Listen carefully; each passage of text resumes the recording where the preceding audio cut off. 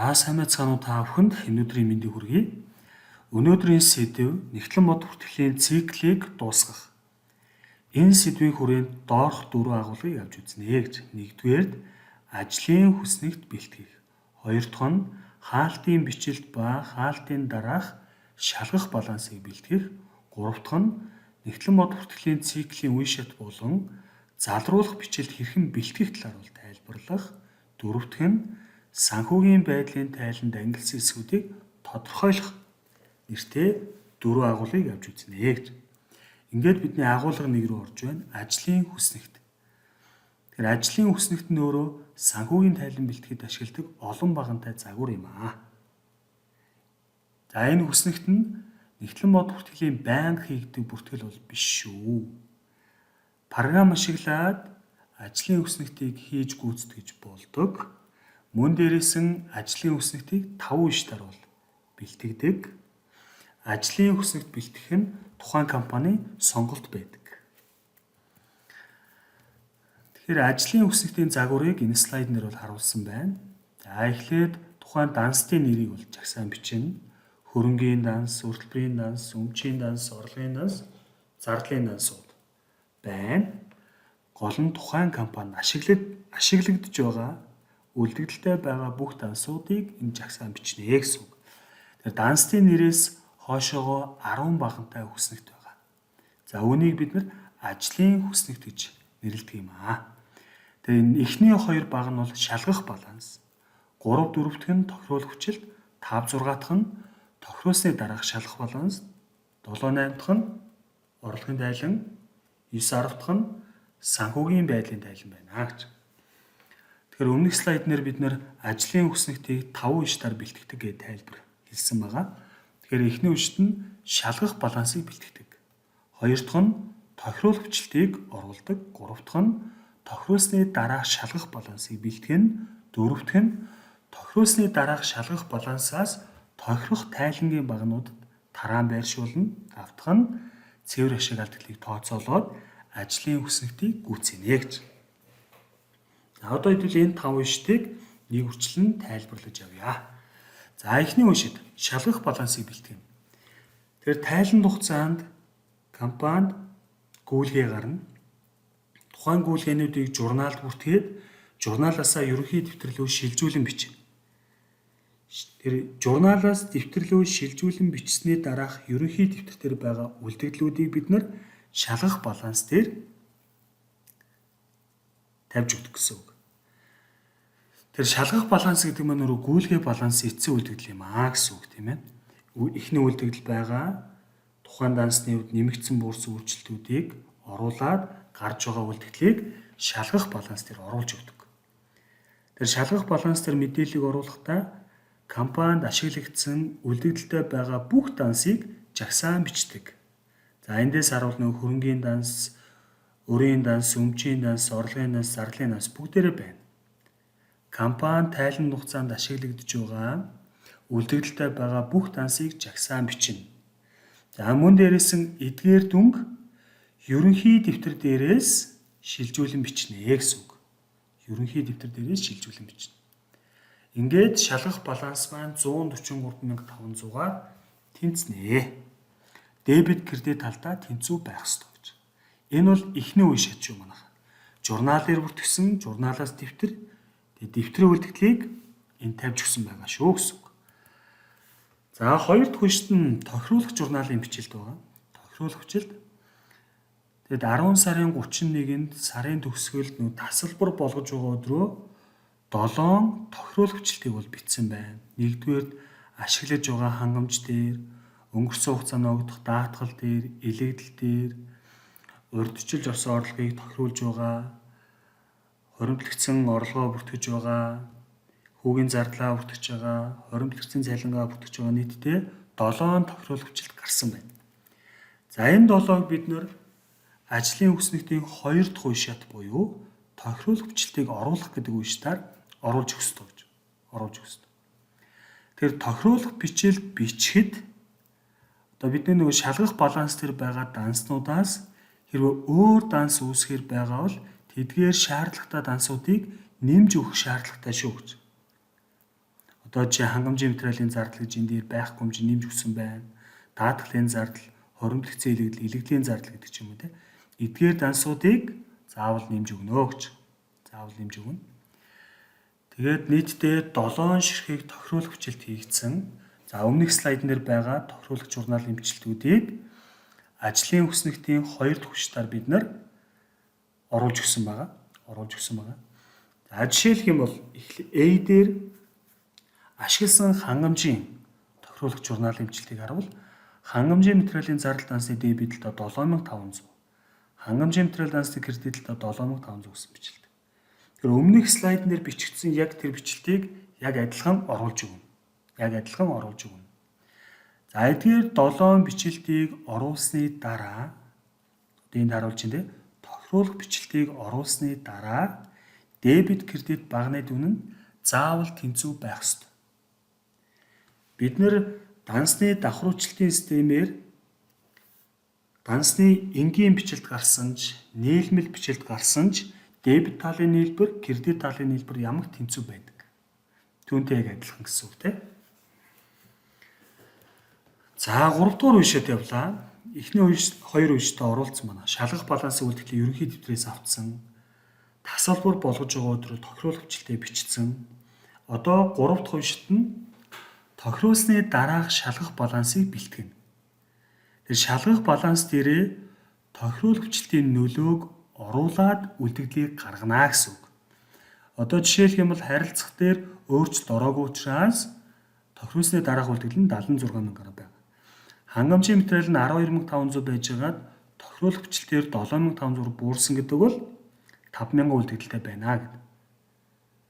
За хангамжийн материалын зардал чинь 7,500 байна. Даатгал 250 байна гэдэг юм уу тийм. Тэгэхээр тохируулах бичлэлтийн нөлөөгөөр үлдэгдлийг гаргаж байгаа нь бидний тохируулсны дараах шалгах баланс юм аа гэсэн. Тэгэхээр шалгах баланс тохируулах бичлэлт багнуудын дебит кредит тэнцүү байсан юм чинь тохируулсны дараах шалгах балансын дебит кредит бас яг адилхан тэнцүү байна гэж. 150,950-аар тэнцэж байна гэж. За цаашаа явлаа. 4 дахь үеишэд санхүүгийн тайлан багныг гүйцээх буюу бидний өмнөх 3 дахь шатн дээр бэлтгэгдсэн байгаа энэ тохируулсны дараах шалгах балансаас тайлангийн тохирох багнанд дөнгүүдийг тараан байршуулна. За өөрөөр хэлэх юм бол тохируулсны дараах шалгах баланс дээр компани хөрөнгийн дансууд, хөтөлбөрийн дансууд, өмчийн дансууд, орлого зардлын дансууд бүгдээрээ байгаа. За тэдгээр дансуудыг ангилаад бид нар дараачийн 2 тайланг бол гүйцэнэ гэсэн үг. За энд бол тараан байршуулсан байгаа. Өөрөөр хэлэх юм бол энэ орлогын тайлан баган дээр бид нар олзыг багтаасан орлогууд, гарзыг багтаасан зардлуудаа бүгдийг тавьж өгөх ёстой тийм ээ. Өөрөөр хэлэх юм бол энэ үйлчлэгээний орлого нь 53,000 байна. Тэгээ бүх зардлуудаа тавьж өгсөн байна. За дараачийн тайлан нь санхүүгийн байдлын тайлан байгаа. За энэ тайлан дээр бидний хөрөнгийн дансууд, хөтөлбөрийн дансууд, өмчийн дансуудыгаа бүгдийг тараан байршуулдаг. Тэгэхээр 4 дахь үеишээр бид нар тохируулсны дараах шалгах баланс дээр байгаа дүнгуудыг орлогын тайлан болон санхүүгийн байдлын тайлангийн мөрнүүдэд тараан байршууллаа. Одоо 5 дахь үеишэд явж байна. 5 дахь үеишэд нь компани цэвэр ашиг алдагдлыг тооцоолно. Тэр орлогын тайлан дээр кредитлтэй орлого нь 53,000 байгаа. Зардал нь 38,700 гэдэг бол орлогын зардлаасаа их учраас компани ашигтай байна. Энэ хоёрын зөрүү ашиг нь 14,300. За энэ дүнгээ санхүүгийн байдлын тайлан, за тэр хаалтын дараах балансын кредитлэлд оруулж өгсөн байна. За ингээд бид нар ажлын үгснэгтээ хийгээд дууслаа. Шалгах балансаа оруулсан, тохируулах бичлэлтээ бичээд оруулсан, тохируулсны дараах дүнгээ гаргасан, тохируулсны дараах дүнгээсээ бид нар 2 тайлан руу дүнгуудыг тараан байршуулад компани ашиг алдагдлыг тооцооллоо гэж. Тооцоолоход орлогын тайлан 53,000-аар тэнцэж байна. санхүүгийн байдлын тайлан 112,250-аар тэнцсэн байна гэж. Тэгэхээр өөрөөр хэлэх юм бол ажлын үхс нэгтэн дээр байгаа орлогын тайлан багнаас компани орлогын тайлан буюу ашиг алдагдлын тайлан бол шууд бэлтгэгддэг. Санхүүгийн байдлын тайлан буюу болон өмчийн өөрчлөлтийн тайлан нь санхүүгийн байдлын тайлан гэсэн багнаас бэлтгэгдэнэ. Мөн дээрээс нь компаниуд тохируулах журналын болон шилжүүлэх бичлэлтээс өмнө санхүүгийн тайланг ажлын үхснэгтээр ингээд бэлтгэж болно гэдэг зүйлийг харуулж байна. Тэгэхээр ажлын үхснэгтээс орлогын тайлан гэсэн багнаас бид нар орлогын тайлангаа бэлтгэсэн байдлыг харуулж байна. Реклам компани 2024 оны 10 сарын 31-нд орлогын тайлан харуулсан байна. Орлого нь үйлчлэгээний орлого 53,000, зардлууд нь нийт 6 төрлийн зардал байна. Нийтдээ 38,700, орлого зардлын зөрүү, цэвэр ашиг 14,300 гэж.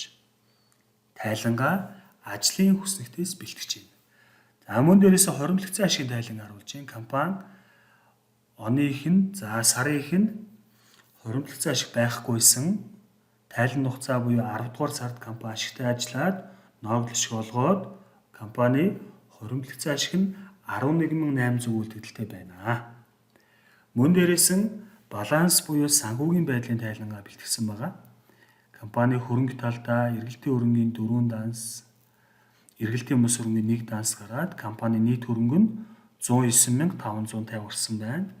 Өрт төлбөр талдаа 47,750, компани эзэдийн өмч нь 61,800 гэд нийт хөрөнгө нь нийт их усвартай тэнцүү байдлаар компани балансыг бэлтгэж харуулсан байна гэж харуулсан байна. Тэгэхээр компани тохируулах журналын бичлэлтийг ажлын үхснэгтийн тохируулах бичлэлт багнаас бол бэлтгэдэг.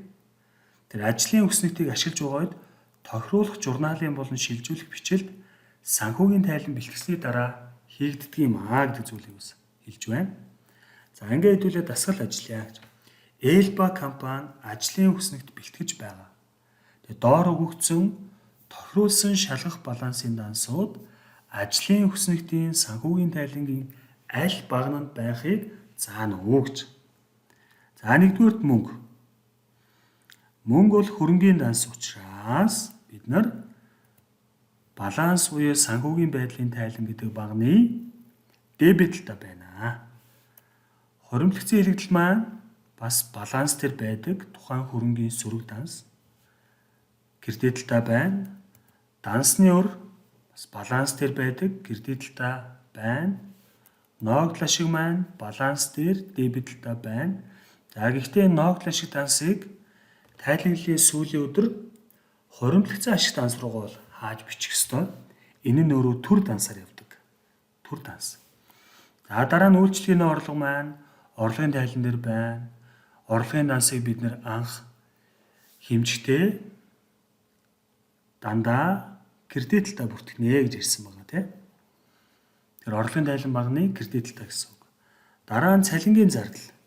Тэгээ зардлын данс ямагт дебет талтай шүү гэдэг. Бид нар ажил гүйцэтгэлийг бүртгэх гэдэг сэдвээр ер нь тайлбар өгсөн байгаа тийм ээ.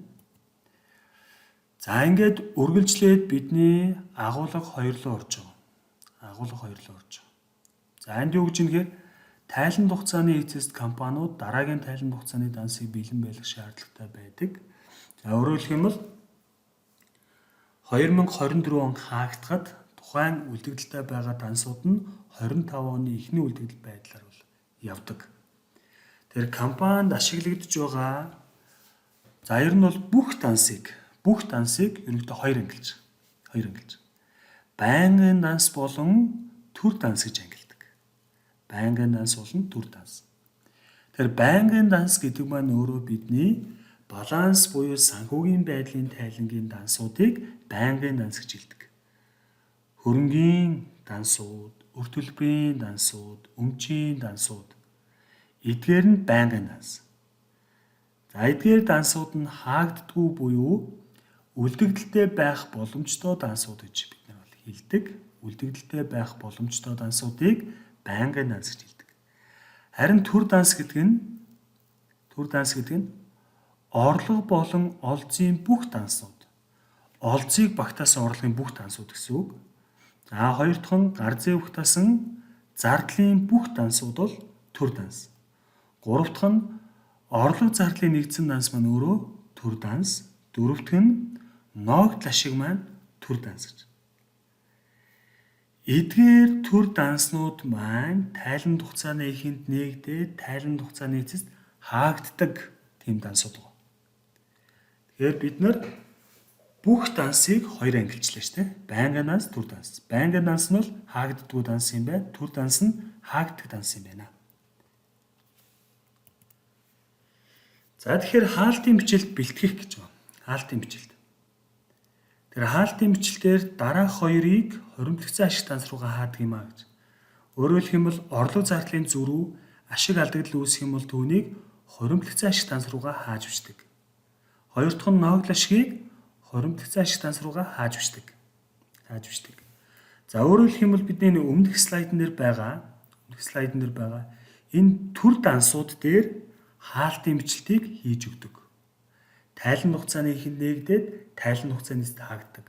Өөрөөр хэлэх юм бол 2024 оны хувьд 1 сарын 1-нд тухайн дансууд хэрвээ ажил гүйлийн үр дүн нээгдсэн бол нээгээд 24 оны 12 сарын 31-нд эдгээр дансуудыг хаагаад компани үйл ажиллагааны үр дүнг тооцдог гэсэн үг тийм. Төр дансууд дээр хаалтын бичлэлт хийдэг гэж ойлгоно. Тэгэхээр тайланд хугацааны эцэст хаалтын журналын бичилт болон шилжүүлэх бичлэлтийг хийдэг. За юу гэж юм хэрэг бид нар тайланд хугацаанд 100 гүйлгээ гарлаа гэж тооцсон. Тэр 100 гүйлгээг журнал дээр бүртгэнэ. За 100 гүйлгээ бүртгэсний дараа тохируулах бичлэлт 10 гарсан бол түүнийг бас журнал дээр бүртгэнэ. За түүний дараа хаалтын бичлэлт хийхэд бас адилхан журнал дээр бичдэг. Журнал дээр бичээд дэвтэрлүүгээ шилжүүлэн бичдэг. Тэгээд тайланд хугацааны гүйлгээтэй адилхан, тохируулах бичлэлтэй адилхан энэ хаалтын бичлэлтийг журнал дээрч бичдэг, мөн дээрээс нь дэвтэрлүү шилжүүлэн бичдэг гэж ойлгох нь шүү дээ, тийм ээ. За тэгэхээр хаалтын бичлэлтийг бид нэр төр дансан дээр хийдэг гэж өмнөх слайднаар тайлбар өгсөн. Тэгэхээр хаалтын бичлэлтээр төр данстын үлдэгдэл тэг болдог шүү. Тэг үлдэгдэлтэй болдог. Үлдэгдэлгүй болдог гэсэн үг тийм. Тэг үлдэгдэлтэй болдог. За тэр хаалтын бичлэлтийг хэрхэн бэлтгэдэг талаар бол харуулж байна. За нэгдүгээрт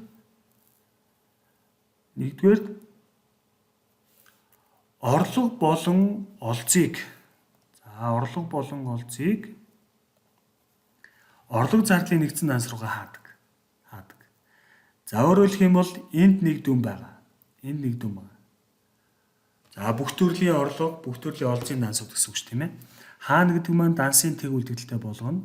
За энд хааж бичлээ. За үүнийг бид нэг хаалаа орлого зардлын нэгдсэн дансны кредитлтаа бид хааж бичнэ гэсэн үг. Энэ бол эхний хаалтын бичлэлт. Эхний үе шат гэсэн үг. Тэр олзыг багтаасан бүх орлогуудыг нэгдүгээрт хааж бичдэг. За хоёр дахь нь гарцыг багтаасан бүх зардлуудыг хааж бичнэ. За зардлууд энд бичигдсэн байгаа. Тэрийг хаалаа. Хаагаад үлдэгдлийг тэг болгоно.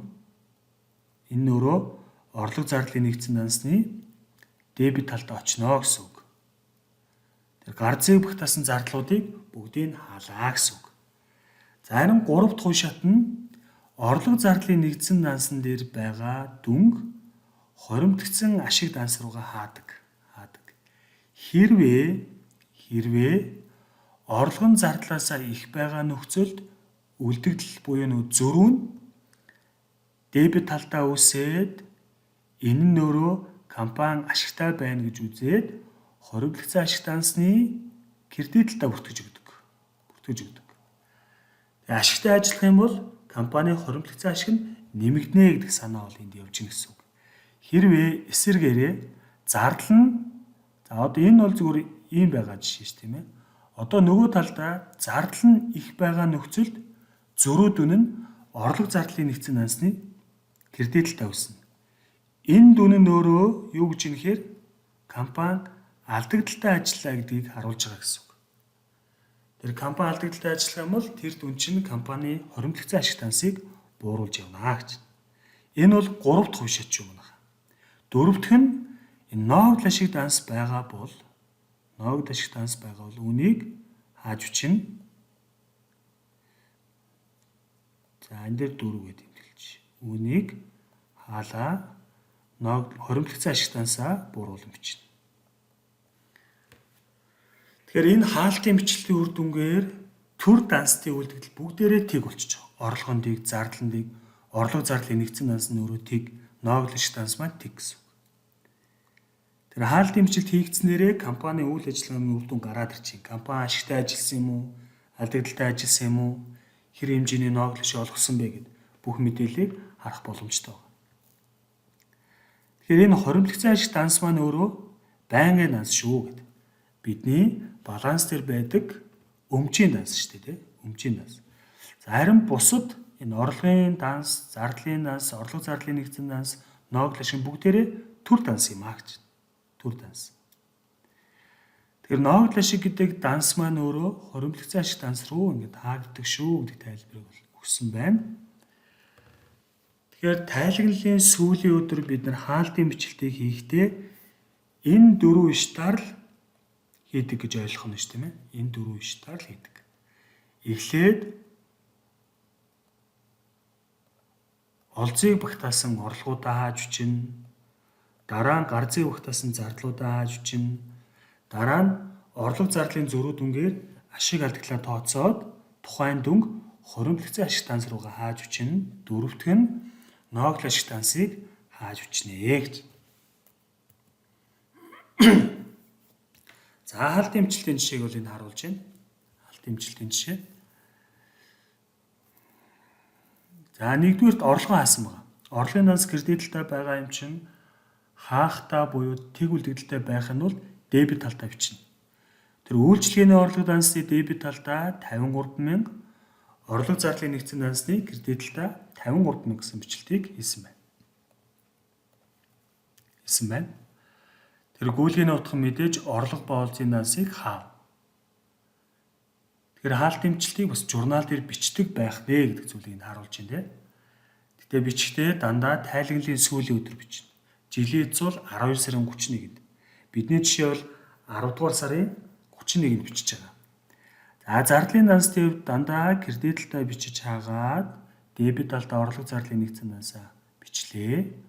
Дараа нь 3 дахь алхам бол орлогын зардлаас илүү учраас ашигтай энэ ашгийг хаахтаа орлого зардлын нэгдсэн дансны дебет талдаа 14,300, хоримтлогцсон ашиг дансны кредит талдаа 14,300 гэсэн бичлэлтийг бичнэ. За дөрөвт хөшөт нь ноогдол ашгийг хааж бичиж байгаа. Тэр ноогдол ашиг данс маань дебет талдаа байгаа учраас кредит талдаа бичээд хоримтлогцсон ашиг дансыг бууруулан бичнэ гэж. Бууруулан бичнэ. Тэр өмнө нь ярьсан компаниуд журнал дээр ажил гүйлгээнүүдэд бүртгэн тухайн гүйлгээнүүдийг ерөнхий дэвтэр рүү шилжүүлнэ. За мөн дээрээс нь тохируулах бичлэлд үүсгэж журналыг бүртгэн ерөнхий дэвтэр рүү шилжүүлнэ. За үргэлжлээд энэ хаалтын бичлэлтийг журнал дээр бүртгэн мөн дээрээс нь ерөнхий дэвтэр рүү бас шилжүүлэн бичнэ гэсэн үг. Тэгэхээр за энэ слайд дээр бид нэр журналын бичлэлтүүдийг бичсэн эдгээр бичлэлтийг ерөнхий дэвтэр рүү шилжүүлэх юм бол за ингэж харагдаж байна. Энэ орлогын данс кредитлтэй байгаа нийтдээ 53,000-а бид нар дебитлтэй бичигөөд орлого зардлын нэгдсэн дансад хаагаад өгсөн. За эдгээр зардлуудаа бүгдийг хаагаад 38,700 ингээ хаалт тэмцэлтэй хийсэн. За гурав дахь нь компани ашигтай ажиллаад хоримтлогцсон ашгийг нэмэгдүүлсэн байна. Дөрөв дэх нь ноогдол ашиг дансаа хоримтлогцсон ашиг данс руугаа хааж бичсэн байна. Яг л бидний нөгөө хаалтын бичлэлтийн 4 уншдаар хаалтын бичлэлтийг бол хийж харууллаа гэсэн үг. За тэгэхээр дараагийн тайланд үе рүү байнгын дансны үйлдвэрлэл нь шилжих бөгөөд эдгээр нь ихний үйлдвэрлэл нь байна гэж. Тэгэхээр төр дансуудыг бид нар тайланд хугацааны ихэнд нээгээд тайланд хугацааны хаацсан байна. Хаагаад үйлдвэрлэл нь тэг болцсон. Тэгэхээр хаагддаггүй нөгөө байнгын дансуудын үлдэгдэл нь үлднэ гэсэн үг. Байнгын дансны үлдэгдэл. Хөрөнгийн данс, уралбарын данс, өмчийн данс. Тэгэхээр 10 сарын 31-ний үлдэгдэл гэдэг маань 11 сарын 1-ний эхний үлдэгдэл болно гэдэг санааг энд харуулж хэлж ийн гэсэн үг. Тэр хаалтын дараах шалгах балансыг бэлтгэхэд бид нар зөвхөн байнгын дансны үлдэгдлийг гаргаж ирэх нь шүү дээ. Хөрөнгийн дансууд, өрийн дансууд, өмчийн дансуудыг жагсаан бичнэ. Тэр хаалтын дараах балансыг харуул 109,750-аар тэнцсэн байна шүү гэдгийг бол харуулж өгсөн байна. За ингээд дасгал хийж үзье. Хан түшиг компани тохируулсны дараах шалгах балансаас доорх зарим данс өгөгдсөн байна гэж. Дансны өр 27,000, үйлчлэгээний орлого нь 98,000, түрээсийн зардал нь 22,000, ноогл ашиг нь 15,000, хуримтлагдсан ашиг нь 42,000, дансны авлага нь 38,000, хангамжийн материалын зардал нь 7,000, цалингийн зардал нь 51,000 гэж. За эдгээр данстыг ашиглаад бид нар хийх зүйл нь хаалтын бичлэлтийг хийнэ. Хаалтын бичлэлтийг хийнэ. Тэгэхээр хаалтын бичлэлтийг хийхдээ нөгөө дөрвөн иш дараа бэлтгэнэ. Нэгдүгээр орлогын дансаа хааж бичнэ. Орлогын дансаа. Тэгэхээр манад нэг төрлийн орлого байна. Үйлчлэгээний орлого. Яг үндсэн үйл ажиллагааны орлого нь 98,000. Тэгэхээр энэ дүнг бид нар үйлчлэгээний орлого дансны дебет талдаа бичээд орлого зардлын нэгдсэн дансны кредит талдаа бичиж хааж өгсөн байна. Одоо хоёр дахь шатнд зардлуудаа хааж бичнэ. За гурван төрлийн зардал үүссэн байна. Цалингийн зардал, түрээсийн зардал, хангамжийн материалын зардал. Тухайн зардлын дансны кредит талдаа бичээд нийлбэр дүнгээрээ орлого зардлын нэгдсэн дансан дээрээ бичсэн байна. 80,000-аар хааж утсан байна. Одоо 3 дахь шатнд орлого зардлын зөрүү дүнгээрээ ашиг хадгалаа тооцоолоод хааж бичнэ. Тэр орлого нь 98,000, зардал нь 80,000 учраас 18,000 ашигтай байна. Ашигтай гарсан учраас орлого зардлын нэгдсэн дансны дебет талдаа 18,000, хуримтлагдсан ашиг дансны кредит талдаа 18,000 гэсэн бичлэлтийг бичжээ. Үргэлжлээд дөрөв дэх шатнд ноогл ашиг хааж бичнэ. 15,000. Тэр хуримтлагдсан ашиг дансны дебет талдаа 15,000, ноогл ашиг дансны кредит талдаа 15,000 гэсэн хаалтын бичлэлтийг бичнэ гэсэн үг. За үргэлжлээд бидний агуулга 3 руу орсон байна. За агуулга 3 бол нэгтлэн бод хүртлийн циклийн үешт болон залруулах бичлэлтийн талаар бол тайлбар явж байгаа. Тэгэхээр нэгтлэн бод хүртлийн үешт нөрөө дараах 9 үештаар явагддаг. Нэгдүгээрт ажил гүйлгээг шинжилдэг. Хоёр дахь нь шинжилсэн гүйлгээг журналд бүртгэдэг. Гурав дахь нь дэвтрийн данс руу шилжүүлэн бүртгэдэг. Дөрөв дахь нь дэвтрийн дансны үлдэгдлийг үндэслээд шалгах балансыг бэлтгэдэг. Түүний дараа тохируулах журналын бичлэлтийг бүртгээд дэвтэр рүү шилжүүлэн бичдэг. Дараа нь тохируулсны дараах шалгах балансаа бэлтгэдэг. Дараа нь санхүүгийн тайлангуудаа бэлтгэн. Дараа нь хаалтын журналын бичлэлтүүдийг бүртгэн. Тэдгээрийг шилжүүлэн бичнэ. Тэгээ хаалтын дараах шалгах балансыг бэлтгэснээрээ нэгтлэн бод хүртгэлийн цикл дууснаа гэсэн үг. Тэгэхээр энэ циклийг тайлбарлах юм бол гэж. За эхний үешт энд явж байна тийм. Ажил гүйлгээг шинжлэх гэдэг. Тэгэхээр энэ процесс дээр бид нар ажил гүйлгээ гаргахад баримтыг харна. За дээрэс нь ямар данс нэмэгдэж, ямар данс буурж ийн, яг энэ тэгштгэл байдлаараа шинжилээд давхар харна гэсэн үг. Тэгэхээр энэ гүйлгээнд дэр бол компани үйлчлэгээ үзүүлээд 7,500-аа мөнгөөр аваад 10,000-аа дараа авна гэдэг гүйлгээ үүссэн байна. Энэ нөхцөлд мөнгө нэмэгдээд, авлага нэмэгдээд, орлого нэмэгдээд тэгштгэл 17,500 тэнцүү гэдэг. Энэ бол нэгтлэн бод хүртгэлийн эхний үе шат. Баримтыг үндэслэн ямар данс нэмэгдэх үү, ямар данс буурах уу тэгштгэлээр шинжилж байна гэсэн үг. За үүний дараа бид нар журналд бүртгэнэ. Нөгөө шинжилсэн байгаа дансууд дээрээ дебет кредит рүү хөрвүүлээд ажил гүйлгээнүүдэд журналд бүртгэдэг. За энэ журналд бүртгэсэн байна те. Тухайн журнал дээр гүйлгээний огноо, харилцаж байгаа данснууд, гүйлгээний утга, дансны код, тухайн дансны дебет талтай юм уу, кредит талтай юм уу гэдэг дүнгуудыг бичиж өгдөг. Журналд бүртгэн. Энэ бол нэгтлэн бод бүртгэлийн 2 дахь үе шат гэсэн үг. За үргэлжлээд 3 дахь нь 2 дахь үе шат дээр байгаа журнал дээр бичсэн дүнгуудыг ерөнхий дэвтрийн данс руу шилжүүлэн бүртгэдэг. Одоо чи энэ харилцах гэдэг 1101 гэдэг данстай кото дансан дээр 3 удаа мөнгө нэмэгдээд 4 удаа мөнгө гараад нийтдээ 76 мөнгө үлдэгдэлтэй байна гэдэг. Тэгэхээр журнал дээр бүртгэгдсэн байгаа гүйлгээнүүдийг дэвтэрлөө шилжүүлэн бүртгэсний дараах дүнгууд бол энд харагдаж байна гэсэн үг. За ингээд 4 дахь шатны шалгах балансаа бэлтгэн.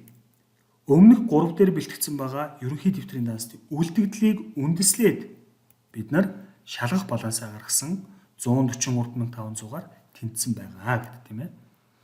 Үргэлжлээд тохируулах бичлэлтэй бүртгэн. Тохируулах бичлэлтийг журнал дээр бүртгэн. Журнал дээр бүртгэсний дараа дэвтэрлүүгээ шилжүүлэн бичнэ. Дараа нь тохируулсны дараах балансыг бэлтгэн. Шалгах баланс дээр бид нар тохируулах бичлэлтийн нөлөөг оруулж өгөөд тохируулсны дараах балансыг бэлтгэж байгаа байдлыг энд харуулж өгсөн байна. 7 дахь үе шатны санхүүгийн тайлангуудаа бэлтгэнэ. Орлогын тайлан, хуримтлах зайшгийн тайлан, санхүүгийн байдлын тайлан, дээрээс нь мөнгөн гүйлгээний тайлангуудаа бэлтгэнэ. 8 дахь үе шат нь хаалтын бичлэлтүүдээ бичнэ. Тэр хаалтын бичлэлтүүдээ журнал дээрээ бүртгээд дэвтэрлүүгээ шилжүүлэн бичнэ. Тэгээд нэгтлэн бод бүртгэлийн цикл маань хаалтын дараах шалгах баланс бэлтгэснээрээ бидний цикл бол дууснаа гэсэн үг. Дууснаа. За үргэлжлээд залруулах бичил гэдэг зүйл байгаа. Тэгэхээр энэ нь юу гэж нэхэр зайлсхийж болох алхам шүү гэж. Зайлсхийж болох алхам. За юу гэж байгаа юм бэ гэхээр хэрвээ бүртгэлээ алдаагүй бүртгэсэн бол энэ залруулах бичлэлтийг бичих шаардлагагүй гэсэн үг. Тайлан хугацааны гүйлгээнүүдэд зөв бүртгэсэн, тохируулах журналын бичлэлдээ зөв бүртгэсэн, хаалтын бичлэлтүүдэд зөв бүртгэсэн байгаа бол залруулах бичлэлт хийх ямар ч шаардлагагүй шүү гэж.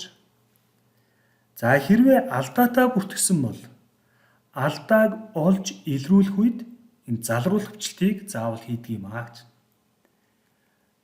Мөн дээрээс нь залруулах бичлэлтийг хаалтын бичлэлт хийхээс өмнө заавал хийдэг ёстой шүү. Хийдэг байх ёстой шүү гэж. Хийх ёстой гэж. Тэгэхээр залруулах бичлэлт хийхийн оронд буруу бичлэлтээ буцаагаад дараа нь зөв бичлэлтийг бэлтгэх бас боломжтой байдаг. Буруу бичсэн бичлэлтээ шууд буцааж бичээд дансны нөлөө байхгүй болж штэ. Түүний дараа зөв бичлэлтийг бэлтгэх байдлаар явж болно гэж.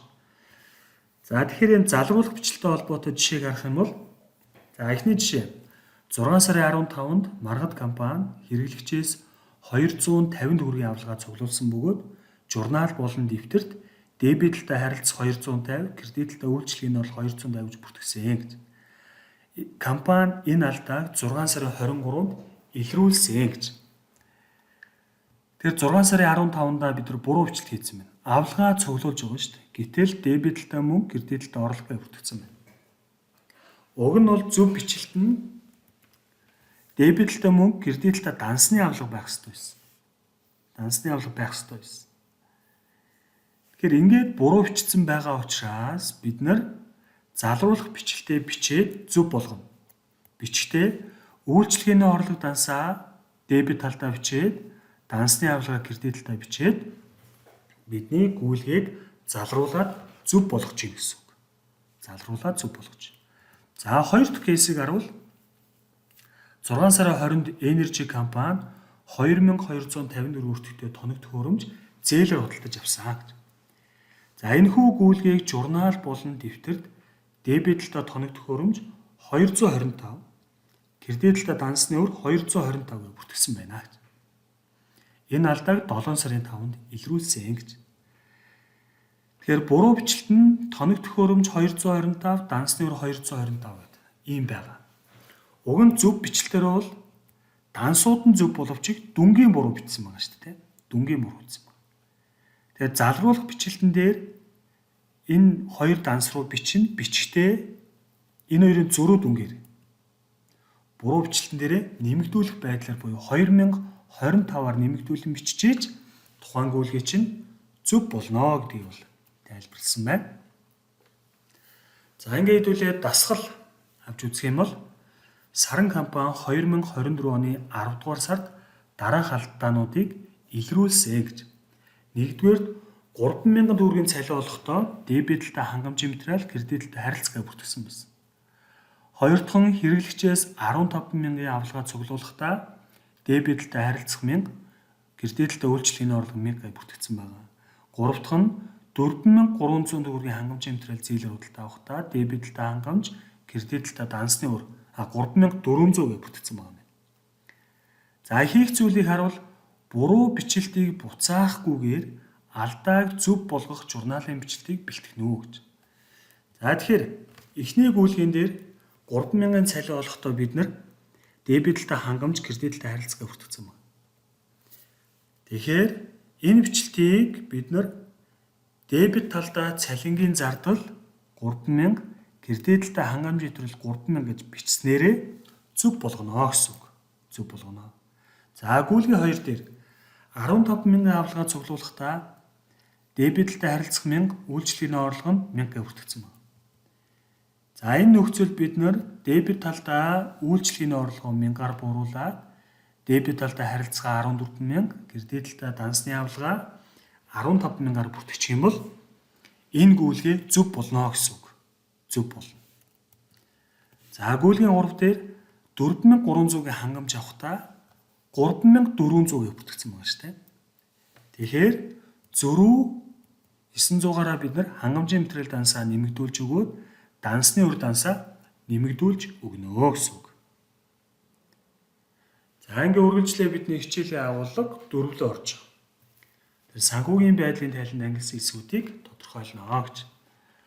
За юу гэж юм хэрэг санхүүгийн байдлын тайлан бид нар баланс гэж нэрлэдэг. Тэгэхээр энэ баланс нь өөрөө компани хөрөнгө, үр төлбөр, эзний өмчийг тодорхой хугацаагаар тасалбар болгож толилуулдаг гэж.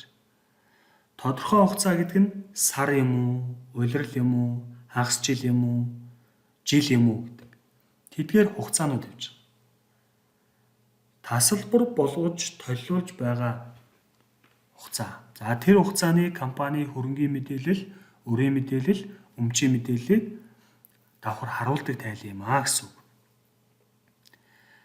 Тэгэхээр хөрөнгө талдаа бид нар эргэлтийн хөрөнгө гэж байгаа, эргэлтийн бус хөрөнгө гэж байгаа. Эргэлтийн бус хөрөнгөө урт хугацаанд хөрөнгө оруулалт, бие түнцэн хөрөнгө, бие тус хөрөнгө гэж дотор нь дэд ангилал болгоод хувааж болдог.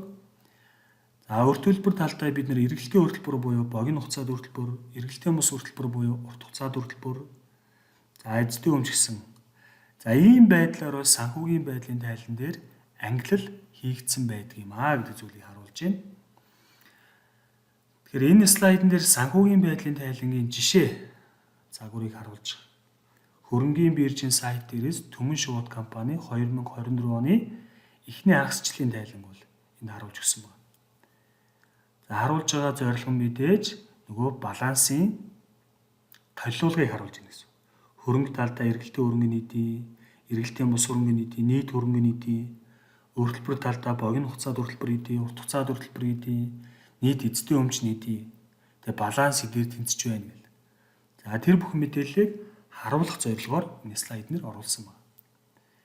Тэгэхээр баланс дээр бид нар байгаа хөрөнгийг, за тэр дундаа эргэлтийн хөрөнгийг 1 жил эсвэл үйл ажиллагааны циклийн аль уртад мөнгөнд хөрвүүлэх, борлуулах, ашиглахаар хүлээгдэж байгаа мөнгө ба бусад хөрөнгийг эргэлтийн хөрөнгө гэж тодорхойлсон байдаг.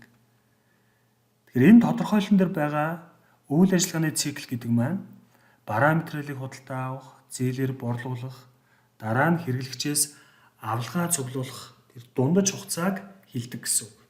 Дундаж хугацааг хэлдэг. Тэгэхээр ихэнх компаниудын хувьд үйл ажиллагааны цикл нь жилээс бага хугацаатай байдаг. За магадгүй 2-7 хоногийн хугацаанд түүхийдээ авчаад, за түүнийг боловсруулад, борлуулалт хийгээд, сарын дараа авалгаа авдаг ч юм уу тийм. Ер нь бол жилийн дотор үйл ажиллагааны цикл нь дандаа явагдаж байдаг гэсэн үг. Тэгэхээр энэ нэг жил эсвэл үйл ажиллагааны цикл айл уртад мөнгөнд хөрвүүлэх боломжтой борлуулах, ашиглахаар хүлээгдэж байгаа мөнгө ба бусад хөрөнгийг эргэлтийн хөрөнгө гэж тодорхойлсон байдаг шүү гэж. Тэгэхээр эргэлтийн хөрөнгийг дараах байдлаар толилуулж байгаа. За Miat компани 2024 оны жилийн эцсийн хэсэгчлсэн санхүүгийн байдлын тайлбар харагдаж байгаа. Тэр дундаа эргэлтийн хөрөнгийн хэсгийг бол харуулж байна. Мөнгө ба мөнгөтэй адилдах зүйлс 60 мянга, богино хугацаанд хөрөнгө оруулалт 90 мянга, дансны авилга 21 мянга, бараа материал 23 мянга, урьдчилж төлсөн зардал ба бусад эргэлтийн хөрөнгө нь 25 мянга. За ингээ компанийн нийт эргэлтийн хөрөнгө нь 219 мянга гэж толилуулсан байна. Тэгэхээр баланс буюу санхүүгийн байдлын тайлан дээр мөнгө болж хөрвөх чадвараар нь жагсаан бичдэг. Тэр утгаараа эхлээд мөнгө ба түүнтэй адилдах. Тэгээ богино хугацаад тэр богино хугацаад хөрөнгө оруулалт гэдэг маань бидний сангийн сайдын 2017 оны 361 гэдэг тушаал дээр байгаа тайлангийн маягт нэр байгаа бусад санхүүгийн хөрөнгө гэдэг мөрчин гэсэн үг шүү. За өөрөөр хэлэх юм бол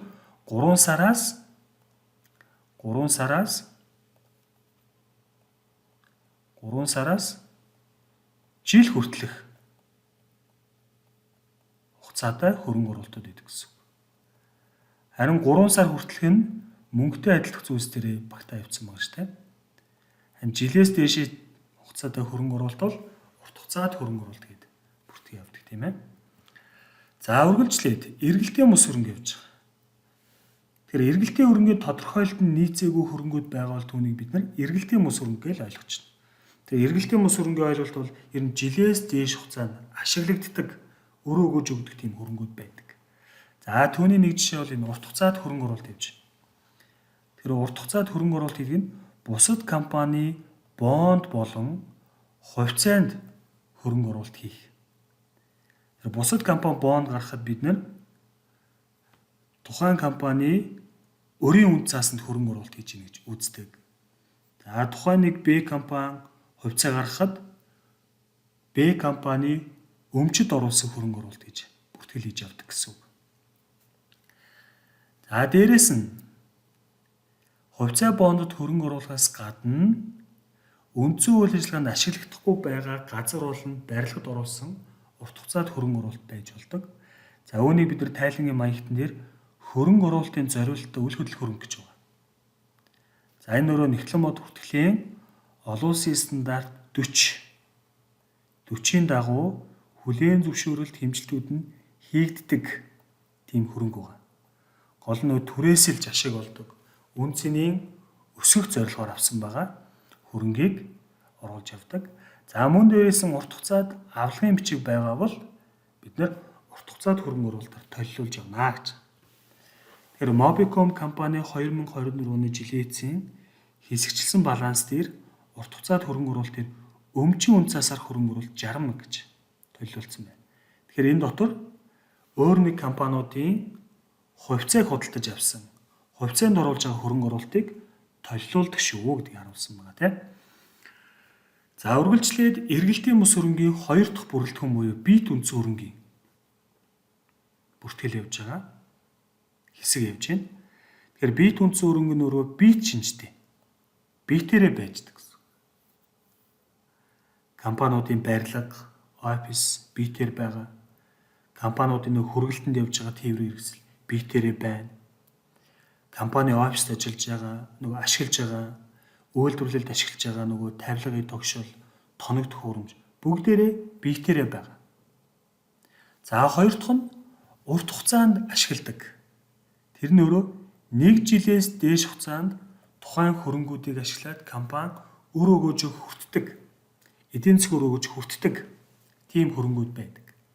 За мөн дээрээс нь үндсэн үйл ажиллагаанд ашигладаг. Үндсэн үйл ажиллагаанд ашигладаг. Худалдан борлуулах зорилго байхгүй шүү гэж. Тэр худалдан борлуулах зорилго байна гэх юм бол бараа болоо явчих шүү дээ. Тэр худалдан борлуулах зорилгоор биш үндсэн үйл ажиллагаанд ашигладаг хөрөнгүүдийг бид нар бит үндсэн хөрөнгө гэж үзэж болно. Тэгэхээр бит үндсэн хөрөнгөтэй холбоотой илэгдэл гэдэг зүйл гардаг.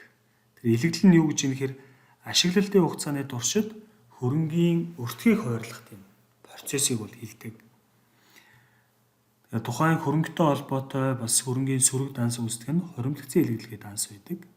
Тэгэхээр хөрөнгийн ашиглалтын хугацааны нийт илэгдлийн зардлын дүнг энэ дансандаа хоримтлуулж бүртгэж явдаг юм аа гэж.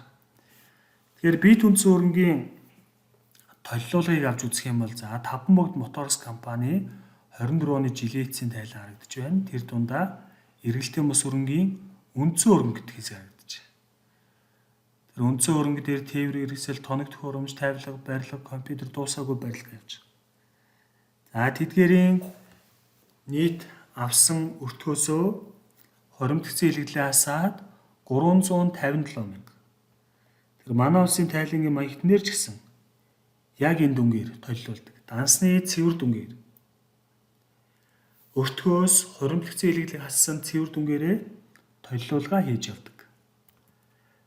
За үргэлжлээд эргэлтийн бус хөрөнгийн 3 дахь хэсэг бит бус хөрөнгө. Бит шинжгүй мөртлөө урт хугацаанд ашиглаж эзэмшиж байгаа талдаа өгөөж өгдөг. За тэр зүйлийг бид нар бит бус хөрөнгө гэж хэлдэг. Битээр байдаггүй гэсэн үг тийм. За жишээлх юм бол энэ франчайз, зохиогч ирэх, лиценз, судалдааны тэмдэг, гүйд билгээд эдгээр зүйлс байж болно гэж. Эдгээр зүйлсийг бас адилхан дансны цэвэр дүнгээрээ толилуулдаг. 40,505 гэсэн дүнгээр. За ингээд бид нар яг балансын, санхүүгийн байдлын, тайлангийн хөрөнгө талыг бид нар ойлгоод авчлаа гэсэн үг. Хөрөнгийг эргэлтийн бус гэж ангилдаг юм байна гэдэг тийм ээ. Одоо өртөлбөр хэсэг рүү орж өртөлбөр. Тэр өртөлбөрийг бид нар эргэлтийн өртөлбөр, эргэлтийн бус өртөлбөр гэж хоёр ангилж байгаа. Тэр эргэлтийн өртөлбөрийг богино хугацаад өртөлбөр гэж нэрлэдэг. За энэ нь юу гэж юм гэхээр 1 жил эсвэл үйл ажиллагааны циклийн аль уртад багтан төлбөрийг барагдуулахаар хүлээгдэж байгаа үүрэг хариуцлагыг эргэлтийн буюу богино хугацаад өртөлбөр гэж тодорхойлдог. Тэгэхээр ихэвчлэн өрийн бичиг болон дансны өрийг эхэнд нь жагсаан бичдэг. За бусад зүйлсийг чухал байдлаар нь бол дарааллуулж толилуулдаг юм аа гэж. Тэгэхээр эргэлтийн хөтөлбөр дээр ямар хөтөлбөр байж болох вэ гэхээр дансны өр байж болох юм байна, цалингийн өр байж болох юм байна, өрийн бичиг, хөөний өр, орлогын татврын өр, богино хугацаад зээл, урт хугацаад хөтөлбөрийн тайлан хугацаа ногдох хэсэг гих мэт гэж. Гих мэт. За цаашаага бид нар бүх төрлийн татвартай холбоотой өр, нийгмийн даатгалын өр. За өр чинь ногдлшгийн өр гэдэг ч юм уу ингээд олон тооны. Гол нь энэ тодорхойлолтод нийцсэн байгаа эргэлтийн хөтөлбөрүүдийг бид нар толилуулнаа гэсэн үг. Тэр толилуулахдаа 1 жилийн хугацаанд төлхөөр хүлээгдэж байгаа үүрэг хариуцлага төлөх чадвараар нь бид нар жагсаан бичдэг, толилуулдаг юм аа гэж. За энэ толилуулгыг харуулж байна те. Богино хугацаад хөтөлбөр хэсгээр өрийн бичиг, дансны өр, урт хугацаад хөтөлбөрийн тайлан хугацаа ногдох хэсэг, бусад богино хугацаад хөтөлбөр, орлогын татвар, цалингийн өр гэдэг. За нийтдээ компани богино хугацаад өр буюу эргэлтийн хөтөлбөрийн дүн нь 135,600 гэж толилуулсан байна гэсэн үг. Санхүүгийн үндсэн 4 тайлан дээр дандаа толилуулга явдаг. 5 дахь тайлан дээр тодруулга явдаг. Бидний энэ үзэж байгаа зүйл дандаа толилуулга яваад байгаа шүү дээ манайхан тийм. За тэгэхээр эргэлтийн өр төлбөрийн тодорхойлолт нийцээгүй байгаа хөтөлбөрийг урт хугацаад хөтөлбөр буюу эргэлтийн бус хөтөлбөр гэж тодорхойлдог. Энэ нь өөрөөр хэлэх юм бол 1 жилээс дээш хугацаанд төлөхөөр хүлээгдэж байгаа үүрэг хариуцлагыг урт хугацаад хөтөлбөр гэж хэлдэг. Тэгэхээр урт хугацаад хөтөлбөр дээр ихэвчлэн бонд байдаг, өрийн бичиг байдаг. За урт хугацаад нөгөө банкны зээлүүд, банк үсгийн зээлүүд байж болно. Мөн дээрээс нь хойшлогцсон татвар өөр бас байдаг. За эдгээрийг ингэж толилуулаад нийт дүнгээрээ 28,450 гэж толилуулж байгаа шүү гэсэн үг. Баланс буюу санхүүгийн байдлын тайлан дээр толилуулж байна. За үргэлжлээд бид нар хөрөнгөө үзлээ, өртөлбөрөө үзлээ, одоо өмчийг үзэж. Тэр өмчийн дансны хувьд хуваарь эрхлэх аж ахуй байгаа бол өмчийн нэг данстай байна. Нөхөрлөл байгаа бол нөхөрлийн гишүүн бүр өмчийн данстай байна. Хэрвээ компани байгаа бол энгийн хувьцаа буюу дүрмийн санчин байна, хоримтлогцсон ашиг байна гэж. Тэгэхээр компанийн хувьд энэ сайхан гэдэг компани санхүүгийн байдлын тайлан дотроо хувьцаа эзэмшдэг өмчтөр бид нар толилуулга хийсэн байна. Энгийн хувьцаа 100 мянган ширхэг нийт дүүн нь 600 мянга. Хоримтлогцсон ашиг нь сая 468,973. Өөр өмчийн бүрэлдэхүүн байхгүй юм байна. Байхгүй учраас энэ хоёрын нийлбэр дүнгээр компани эзэдийн өмчийг 2,68,973 гэсэн дүнгээр толилуулж байна. Толилуулга дандаа ингэж хийдэг гэсэн үг тийм ээ. Толилуулж байна гэж. За үргэлжлээд хавсралт байдлаар бид нар буцаах бичил гэдэг зүйлийг бол тайлбарлаж байгаа. Тэр буцаах бичлэлт нь юу гэж байгаа юм бэ гэхээр дараагийн тайлан хугацааны гүйлгийг бүртгэхээс өмнө зарим тохируулах бичлэлтийг буцаах нь ач холбогдолтой байдаг.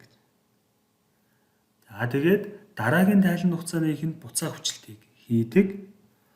Буцаах бичлэлт бүр нь өмнөх тайлан хугацаанд хийгдсэн тохируулах бичлэлтийн эсрэг бичлэлт байдаг.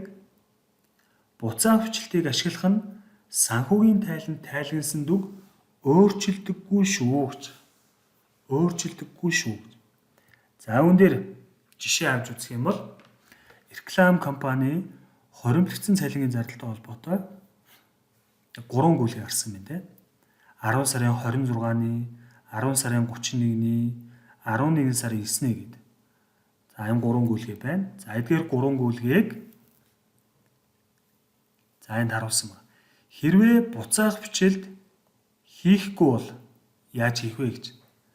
Хийхгүй бол 10 сарын 26-нд бид нар цалингаа олгож байгаа дебитлээ цалингийн зардал кредитлээ мөнгө 4,000. Тэгээд 10 сарын 31-нд хоримтлогдсон дүнгээрээ тохируулах бичлэлтээ бичиж байгаа. Цалингийн зардлын дебитлээ 1200, цалингийн өглөө нь 1200. За дараа нь 10 сарын 31-нд хаалтын эмчилтээ бичнэ. Хаалтын эмчилт мэдээж энэ цалингийн зардалтай холбоотой төр данс 5200 гэсэн дүнгээр хаалтын эмчилтээ бичнэ. Тэгээ 11 сарын 1-нд буцаа хүчлэлт хийхгүй. Тэгээд 11 сарын 9-нд цалингаа олохдоо өмнөх тайлан хугацааны өрөө бууруулаад 11 сарын 1-ээс 9-ний хоорондох цалингийн нүгээрээ цалингийн зардлаа бүртгээд кредитлтэй мөнгө нь 4,000. За ийм байдлаараа бүртгэж явна гэж. Харин буцаах бичлэлт хийх юм бол цалингийн анхны бичлэлт нь яг ижлэх юм байна гэж. 10 сарын 26-нд яг ижлэх. Дебитлээ цалингийн зардал 4,000, кредитлтэй мөнгө нь 4,000. За тохируулах бичлэлтнээс яг адилхан байна гэж. Цалингийн анхны бичлэлт адилхан, тохируулах бичлэлт нь яг адилхан. Тэгэхээр 26-31-ний бичлэлт нь яг адилхан юм чинь хаалтын бичлэлтнээс яг адилхан гэсэн үг. Харин буцаах бичлэлтэн дээр ялгаа үүсгэн шүү дээ. 11 сарын 1-нд бид нар тохируулах бичлэлтээр бичсэн байгаа дүнгээ яг эсрэгээр нь буцааж бичнэ гэж. Яг эсрэгээр нь буцааж бичнэ. 11 сарын 1-нд шүү дээ, 1-нд. Тэгээд 11 сарын 9 болоо цалин олгож байгаа өдрөө цалингийн зардлаа шууд 4,000-аар авч явчихдаг. Тайланд үзүүлж байгаа нөлөөлөл нь байхгүй гэсэн үг. Тайланд толиулсан байгаа дүнгууд өөрчлөгдөхгүй. Гол нь энэ дараа сарын ихэнд дараагийн тайлан хугацааны ихэнд өмнөх тайлан хугацааны тохируулах бичлэлтийг буцаах байдлаар бол бичлэлтийг хийж явна гэж. Буцаах байдлаар. Тэгэхээр тухайн журнал дээр бичсэн дүнгуудыг дэвтэрлүүгээ шилжүүлэн бичих юм бол за иймэрхүү байдлаар харагдаж байна. Иймэрхүү байдлаар цалин олгоход зардлаа бичсэн, тохирол хүчлэлээр ингэж бичсэн, хаалтын бичлэлээр ингэж бичсэн. За дараа нь залингаа олгосон. За энэ дүнгээр буцаасан. Энэ дүнг тохируулсан байгаа гэл. Одоо чи энэ нөлөө чинь энд явж байгаа шүү дээ. Энд явж байгаа. Буцаах хүчлэлээр энд явж байгаа гэсэн үг шүү дээ. Цалингийн өрчин буураад цалингийн зардал нь буураа авчиж байгаа. За ингээд анхаарал хандуулсан та бүхэнд баярлалаа.